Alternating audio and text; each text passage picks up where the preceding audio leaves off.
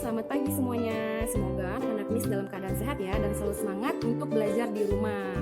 Nah, kali ini Miss Sarah mau memberikan tutorial pelajaran PKN mengenai simbol-simbol Pancasila dan pengamalan Pancasila mulai dari sila pertama sampai dengan sila kelima. Nah, ke materi simbol-simbol Pancasila. Nah, di sini anak-anak Miss bisa lihat untuk sila pertama. Sila pertama itu dilambangkan dengan simbol bintang. Sila pertama tadi apa? Yaitu ketuhanan yang Maha Esa. Jangan lupa, ketuhanan yang Maha Esa disimbolkan dengan simbol bintang. Perhatikan, bintang.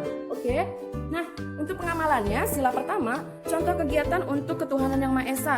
Misalnya, anak-anak Miss berdoa sebelum makan, berdoa sebelum tidur, berdoa sebelum mengerjakan PR atau sebelum belajar. Nah, itu merupakan contoh dari pengamalan sila pertama, yaitu berdoa kepada Tuhan yang Maha Esa. Nah, untuk yang kedua, sila kedua, kemanusiaan yang adil dan beradab. Yang mana ya simbolnya? Kemanusiaan yang adil dan beradab itu dilambangkan dengan simbol yang mana? Yang ini ya, dengan simbol rantai. Simbol rantai. Nah, simbol rantai harus diingat ya. Sila kedua dilambangkan dengan simbol rantai. Nah, untuk pengamalannya adalah sila kedua, kemanusiaan yang adil dan beradab. Contohnya yaitu membantu sesama teman di kelas atau di sekolah. Contoh untuk di rumah, membantu adik, membantu ayah, membantu ibu. Nah, itu merupakan contoh pengamalan dari sila kedua. Nah, untuk simbol sila ketiga apa tadi? Persatuan Indonesia. Untuk simbolnya adalah yang ini.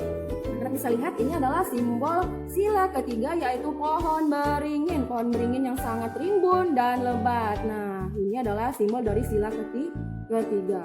Dan untuk pengamalannya dalam kegiatan kita sehari-hari, contohnya adalah seperti kita membersihkan rumah secara bersama-sama, terus kita bermain bersama-sama dengan teman. Nah, itu merupakan beberapa contoh sila ketiga, Persatuan Indonesia. Kita harus bersatu, tidak boleh berantem dengan teman, tidak boleh kita mengganggu teman. Nah, itu merupakan salah satu contoh dari pengamalan sila ketiga.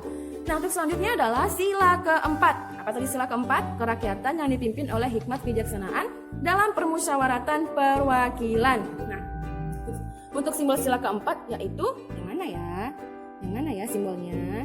Ayo yang mana? Ada yang tahu nggak yang mana? Nah, ini dia. Ini adalah simbol dari sila keempat. Kepala banteng. Nih, kepala banteng, bukan kepala kerbau ya, kepala banteng.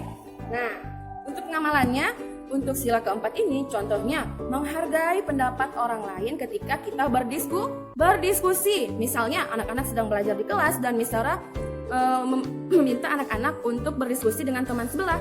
Nah, anak-anak harus bisa menghargai pendapat teman sebelahnya, tidak boleh egois untuk mengutarakan pendapat sendiri. Itu salah satu contoh sila keempat, pengamalan sila keempat. Nah, kemudian contohnya lagi adalah bermusyawarah untuk mengambil keputusan. Bermusyawarah atau berdiskusi untuk mengambil keputusan. Itu adalah salah satu atau beberapa contoh untuk pengamalan sila keempat. Dan yang terakhir, sila kelima. Sila kelima yang mana ya simbolnya? Mana ya? Mana? Nah, sila kelima simbolnya adalah tanaman apa ini? Padi dan kapas. Ini padinya dan ini kapasnya. Nah, ini dia untuk simbol sila kelima. Sila kelima tadi apa ya?